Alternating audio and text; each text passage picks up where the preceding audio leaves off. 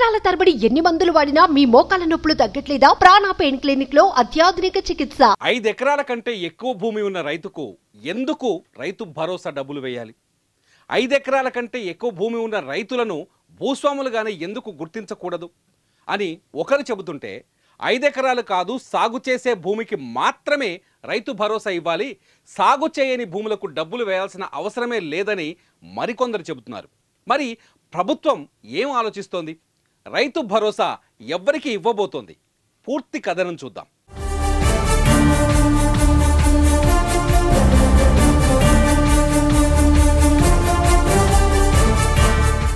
కేసీఆర్ ఇచ్చిన రైతు బంధుకు రేవంత్ రెడ్డి ఇవ్వబోయే రైతు భరోసాకు తేడా ఏంటి?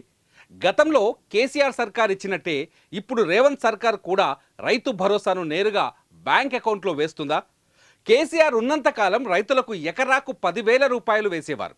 ఈ సాయం పంటకు 5,000 చొప్పున అందించేవారు.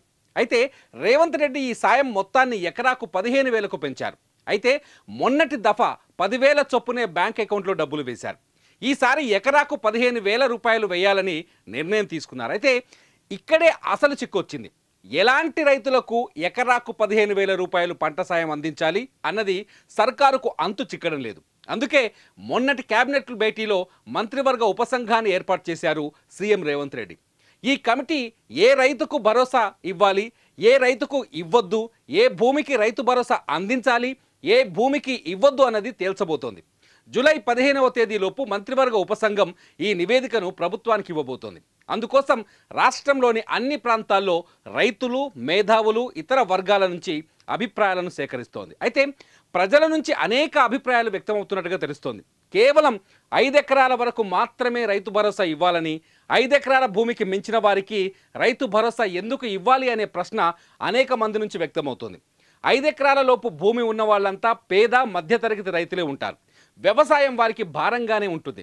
అప్పుల్లో కూరుకుపోయి ఉంటారు.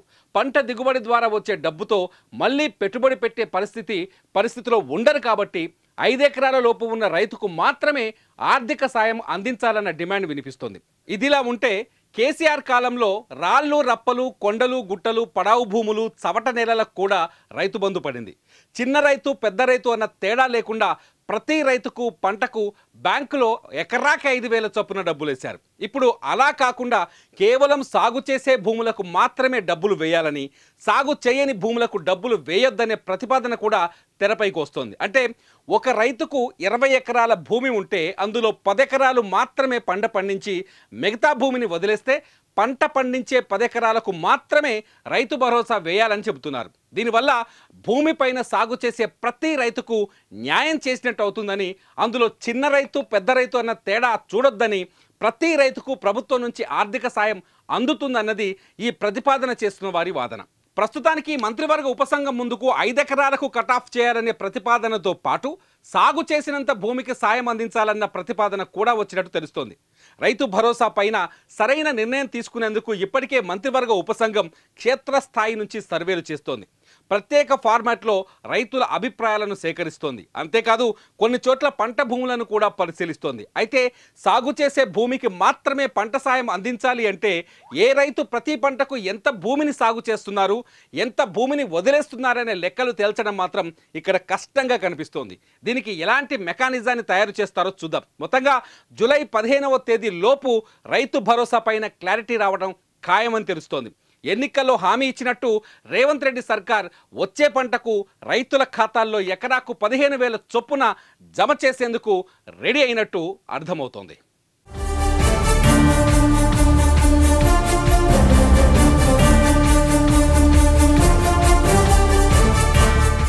సుమన్ టీవీలో మీ పర్సనల్ అండ్ బిజినెస్ ప్రమోషన్స్ కోసం కింది నెంబర్కి కాంటాక్ట్ చేయండి.